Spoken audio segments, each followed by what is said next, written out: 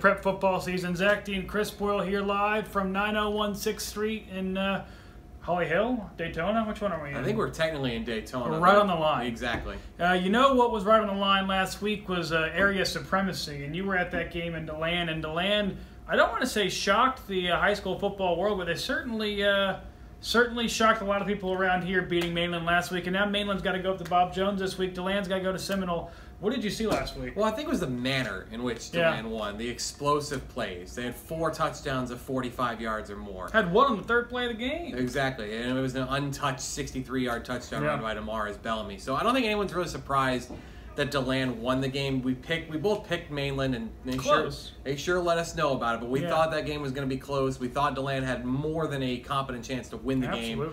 And they certainly show that they are a team that is to be feared, is to be respected, and it doesn't get any easier for them. You know, I talked to Steve Allen after that game, and he said they may be playing, if not as tough a team, than a potentially more difficult team this week in Sanford Seminole that's coming off of a rout against Lake Howell. Seminole was up 35-0 at the half. Their quarterback, a sophomore named Timmy McLean, he was 11 of 12, 171 yards, and 4 touchdowns before halftime. That's good. That's pretty good. This is a very explosive Seminole team. They're going to test this DeLand defense, which held Mainland at bent. It didn't break. They got out of drives, a lot of harmless situations in the first half. They didn't give up the points. They got away with a couple of turnovers and some missed field goals on Mainland's behalf, but this should be a really good test for DeLand again. Yeah, speaking of Seminole, I was at the Spruce Creek game last week, and Andy Price raved about Seminole. Obviously, they play each other a lot. They're familiar with each other, and they play each other in the preseason. And Andy Price said that team's gotten better this year. It's one of the few teams that has a defined quarterback in Central Florida, too. Like I mentioned, McLean's a terrific player. He's a guy that came in last year as a freshman, and if I'm not mistaken, he threw 17 touchdowns and only 3 interceptions the entire year against a really good 8A schedule. So DeLand's going to have its hands full again. I do think it's going to be a very tough game. It's going to be a very close game as well, and I expect all the stars are going to shine as well. Speaking of Andy Price and Spruce Creek, they got back on track last week and got on the shoulders of Marvin Scott, who ran for over 200 yards and 4 touchdowns in his 8A debut. They go to Daytona this week. Daytona coming off an emotional win over University for the first time in program history. I think this one's going to be tight. Yeah, I think it's going to be another game that's really close. Creek lost to Daytona a couple of years ago at home, so this will be a game that they're not going to overlook at all. Right. Daytona, as you mentioned, they were 0-7 all-time against University. They finally got over the hump last week. They got the victory. Vernon Moy was particularly outstanding in that game. I think he had 6 tackles. He had a pick 6 that sealed it. Right. Dylan Torres threw 2 touchdowns. They showed some balance, and Alan Johnson wanted to rely on that offense early in the year. And I think Spruce Creek's the same way. Their offense last week got off to a really good start.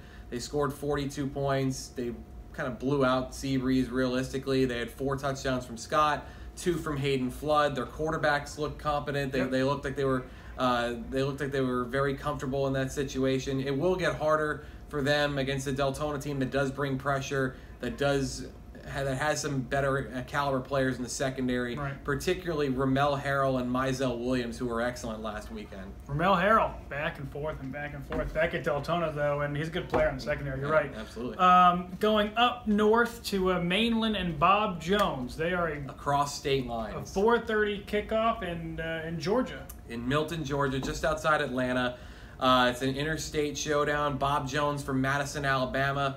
They're coming off of a win last week, 17-16. They went 15 plays, 93 yards, and capped it off with a game-winning touchdown and point after with 1.5 seconds left on the clock. They beat a team called Christian Brothers up in Tennessee. Sounds like Alabama football. Yeah, and they beat a really good team. And Christian Brothers is a top 20 team in Tennessee. Bob Jones began the year ranked 15th in the state in Alabama. Their key guy is a cornerback named Jaden Hill, who was recently praised, if you're going to believe this, by Deion Sanders.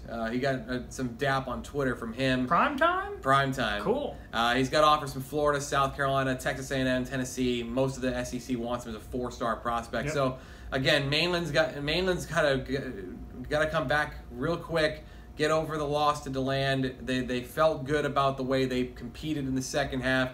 DeAndre McMillan was excellent in that game too. He had 136 yards, 3 touchdowns on the ground. Kept him in it. He certainly did. They were within a touchdown. They never felt like they were out of that game.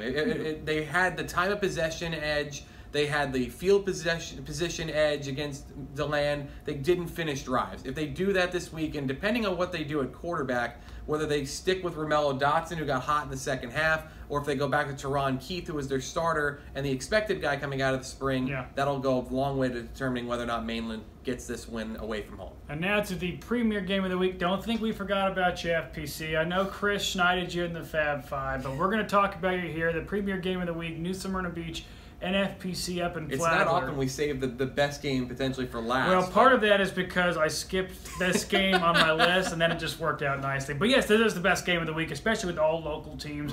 New Smyrna Beach coming off a defensive struggle against Everglades Prep 15-8. FPC struggled in no facet of their game against Matanzas.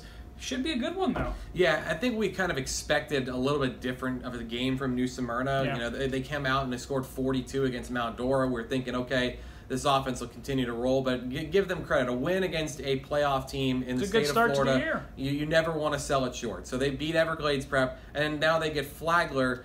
Defensively, Flagler just smothered Matanzas last week. It was Talon Coates lived in their backfield. If you go back and watch the highlights, and he was jumping the snap count right as the ball was going. It's like he had a beat on their Polamalu-esque. Yeah, it's exactly what it was. It was Polamalu-esque in the way he would time it, jump through, and beat the offensive lineman out of their stance. Yeah. It was incredible.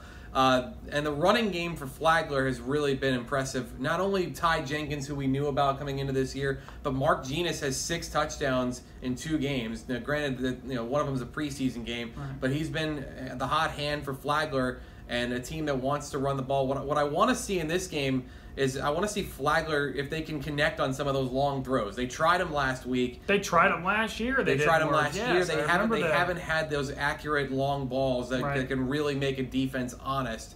And I think for New Smyrna, a team that's going to get some push up front, I think that has a couple of solid linemen in Bryce Carter and Nazir Rogers. There's going to have to be more in the arsenal for Flagler as we go along. Right. It wouldn't be a bad thing to see it start happening here for them to hit some of those balls. For some of those long throws from Donovan Montoyo. And this was a good game last year. I remember this game last year was in New Smyrna, and it was actually, I believe, a Saturday night game because of the hurricane and the weather and all that deal, and it was a fun one in New Smyrna. It was tied in the fourth quarter. New Smyrna tied it real early. Ty Jenkins broke it open, I believe, with a screen pass. And sort of his coming out party last year. That was one of the big games he had. Helped them turn the tide in that game. Yep. And again, New Smyrna has got just about everybody back from last year. So they've got Enoj Carter. They've got Zajon Hudson. They've got 2 really solid linemen up top, and Josh Cox and Drew Peterson. We mentioned their defensive linemen. Their secondary has some skill. And they've got the coach that they've seemed to respond well to, and they brought Lance Jenkins back, who was their former head coach,